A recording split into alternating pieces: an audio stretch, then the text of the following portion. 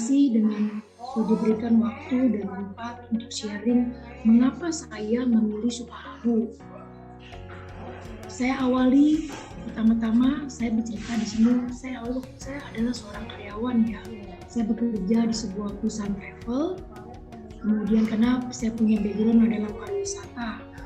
Untuk menjadi seorang karyawan itu benar-benar sesuatu yang di zona nyaman. Karena apalagi kita difasilitasi oleh perusahaan itu. Tapi yang jadi masalah adalah kita harus datang ke kantor setiap hari seperti itu. Nah, kemudian sejalan dengan waktu yang kita dapatkan adalah waktu yang kita kerjakan itu harus benar-benar fokus dan seperti tahulah untuk jadi karyawan itu kita harus fokus dan uber apa yang kita untuk mencapai bonus yang kita kerjakan dari tahun ke tahun sehingga kita terlena zona nyaman, kita bekerja terus sehingga lupa waktu terus berjalan.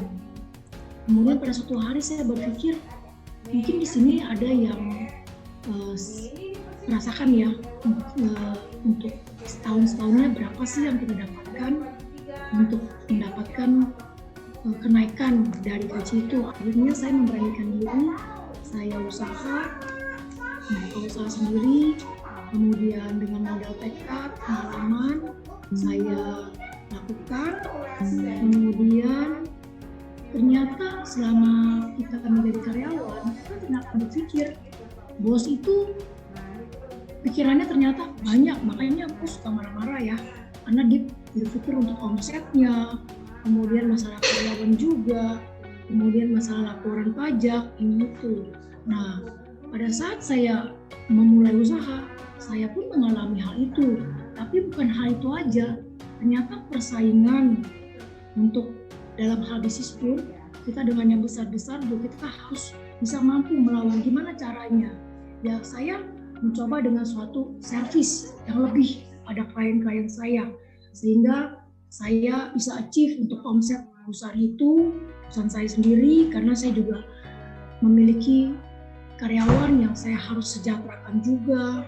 Kemudian sejalan dengan waktu ternyata untuk mendapatkan untung yang lebih memerlukan modal yang besar juga gitu. Tapi di belakang itu risikonya juga ternyata besar juga karena kita kan ada agreement dari klien-klien yang kita handle, kita ada untuk kredit limitnya sehingga kita harus bisa ngatur untuk cash flow itu. Saya mulai berpikir, kemudian juga terjadi pandemi ya, karena kan pada saat istilah pandemi itu tidak ada pesawat yang terbang. Jadi semua teman-teman saya yang di airlines maupun di mana mereka semua berubah profesi, yang jadinya A jadi B gitu loh, seperti itu yang di lapangannya. Kemudian saya juga di sini pada saat saya mulai berpikir, saya bertemu dengan teman saya. Dia sukses dalam bisnisnya, dia mengajarkan saya 3 hal. Sun, dia bilang begini, faktor yang membuat kita sukses adalah faktor perkalian. Maksudnya apa? Saya tanya dia. Oh begini, bagaimana caranya dalam satu hari kita bekerja lebih dari 24 jam? Gimana ya? Oh iya, gini, kalau kita teamwork, kita rame-rame, berarti kan perkalian kan? Dari yang berapa orang itu kita kalikan gitu kan? Oh iya benar juga ya. Oke. Kemudian dengan modal yang kecil, tapi menghasilkan sesuatu yang lebih besar. Oh iya ya kan kita rame-rame gitu kan? Saya pikir, oke benar juga. Kemudian juga dengan pengalaman yang ada, tapi kita tidak membatasi langkah kita lebih jauh. Oh iya, karena kan kita masing-masing kita tahu ya di dalam bisnis ini ada yang kemampuannya jago online, jago jualan, jago ini itu gitu. Jadi kita membaur menjadi satu tim, kemudian juga kita bisa bersama sehingga segala sesuatu lebih tidak berat karena kita bersama-sama teamwork dalam satu visi misi.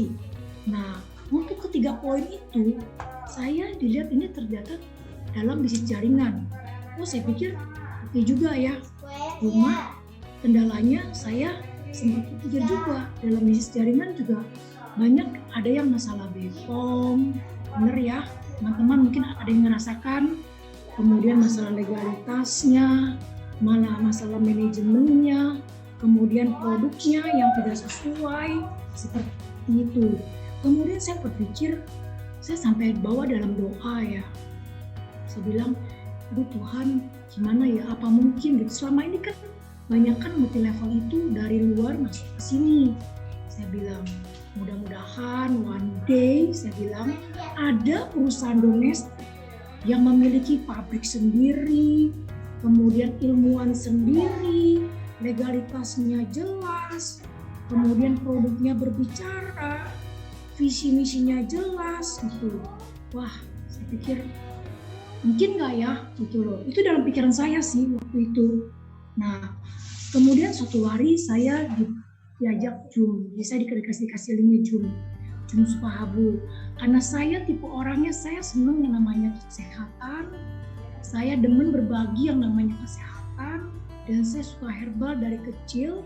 Jadi apapun orang mengajak saya untuk ikut seminar, saya selalu ikut.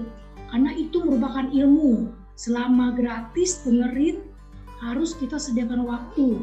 Itu poin saya dengerin. Kemudian apa yang saya dapat dari sini? Dari poin-poin yang tadi saya bilang, saya bicara, perusahaannya sendiri, kemudian pengalamannya sudah banyak, perusahaannya waktu saya dengerin Zoom ya, kemudian visi misinya jelas, memiliki riset, kemudian tim risetnya juga dibantu oleh LIPI dan Puspiptek, teknologi ekstraknya udah canggih, dipatenkan pula, karena paten itu berarti tidak ada bisa orang mengklaim, itu benar-benar sudah dikunci, sudah di lock. Kemudian juga perusahaan juga udah uji klinis, bahkan hasilnya sudah di jurnal internasional Tokyo dan Eropa, luar biasa banget. Kemudian harganya terjangkau, tetapi produknya berbicara. Wah, saya bilang, tapi yang membuat saya memukau dalam hal ini adalah ini perusahaan domestik loh, tapi loh kok ada FDA-nya? Aduh, saya bilang ini bonus luar biasa buat saya.